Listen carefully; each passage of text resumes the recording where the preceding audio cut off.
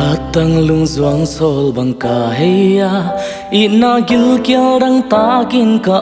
lai tak nong ina tong khumin kanun na a lamet na thak hong gwani nang to gom ding lung in gel gelin ka ang koi ding nang bet si bang hong teling i luan ngai no vai bang tun ding hai bang ngak la tang sian in lum bang i nong sung e lung tup tui bang tung sian min to pum khat swak si na lo ngal qua ma in khen ke he suang man pha sang in nam man pha zo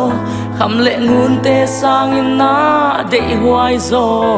ke ya ding nang nang nga ding ke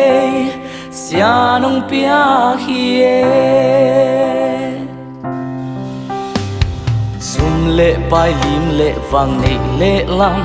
chỉ lệ sa tung tham hoi na te hang hi lo ni gel in nine lung tang pan phul khia sian gom ki in na hi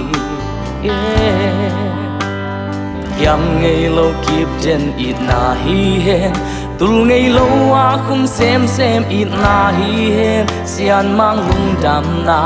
tul le zwa te lung dam na hi hen